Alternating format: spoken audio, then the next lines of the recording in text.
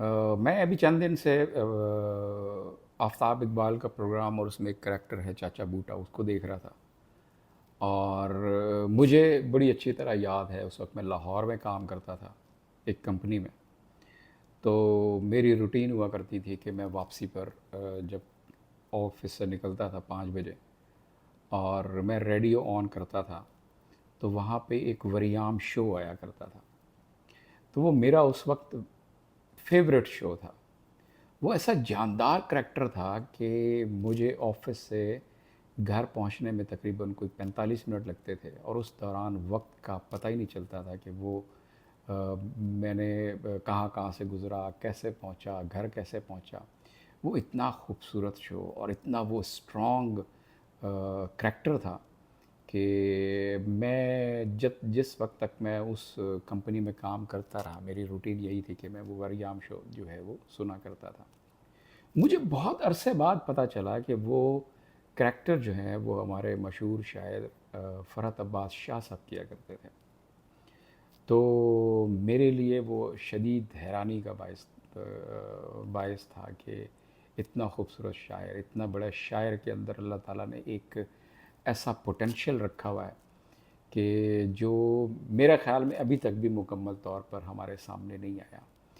और आपने मतलब आफ़ताब इकबाल को भी कितना अरसा हो गया, आफ़ताब इकबाल के साथ फ़रहत अब्बास शाह साहब ने काम भी किया, लेकिन उन्होंने शाह साहब का जो उनका रियल पोटेंशियल है उसको यूटिलाइज़ नहीं किया और उनको बिठाए रखा, बाकी जो कॉमेडियंस हैं उनके साथ बिठाए रखा। लेकिन जो शाह साहब का जो रियल पोटेंशियल है वो उससे उन्होंने इस्तेफ़ादा नहीं किया।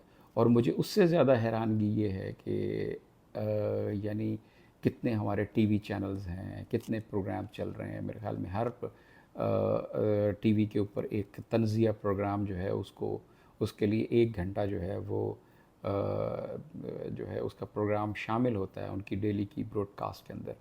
लेकिन किसी की नज़र अभी तक फ़रहत अब्बास शाह साहब के वो जो माजी का एक बहुत बड़ा करैक्टर था उसके ऊपर नहीं पड़ी। वो एक ऐसा करैक्टर था, वो सिर्फ करैक्टर नहीं था, लेकिन वो अच्छा वो पढ़ा लिखा करैक्टर था जिसको मुआशरे के तमाम जो मुश्किलात थी, मुआशरे के अंदर जो कुछ हो रहा है, उसने उसको उसकी अपनी आंखों से देखा भी था, उसको पढ़ा भी था, उसको महसूस भी किया था। तो आज आफ़ताब इकबाल साहब जिस चाचे बूटे को ज़बरदस्ती करैक्टर बनाकर पेश कर रहे हैं, मेरे ख़्याल में वो इतना मौसर ना हो जितना फ़रहत अब्बास शाह का करैक्टर वरियाम था। वो मैं ये इसलिए कह रहा हूँ कि आप जब एक करैक्टर को, यानी एक अदाकार के ऊपर उसको ज़बरदस्ती एक करैक्टर देते हैं जो उसकी शख्सियत के मुताबिक ना हो, और जिसको डायरेक्टर ने कहा हो कि आपने ये करैक्टर करना है, उसमें अदाकार को या परफॉर्मर को वो अदा जो करैक्टर है वो अपने ऊपर तारी करना पड़ता है। लेकिन शाह साहब का जो करैक्टर है वो उनका अपना तख़य्युल है, वो उनकी अपनी क्रिएशन है। इसलिए वो करैक्टर जो है जो हमारे जो आजकल के जितने भी करैक्टर हैं उनके ऊपर वो भारी पड़ता है।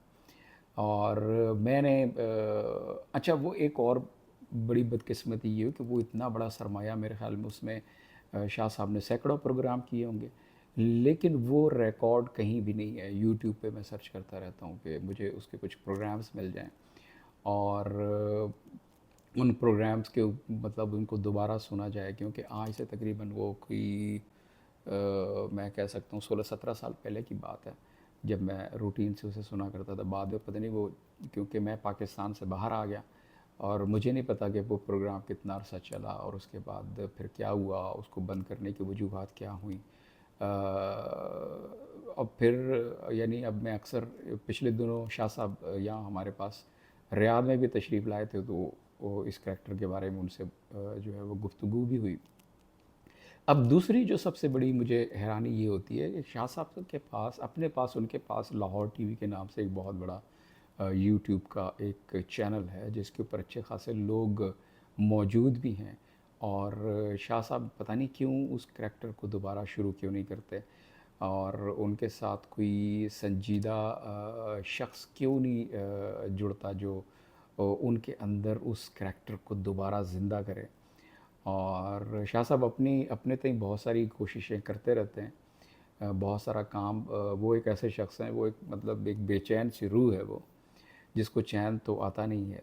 उसने कुछ ना कुछ तो करना है।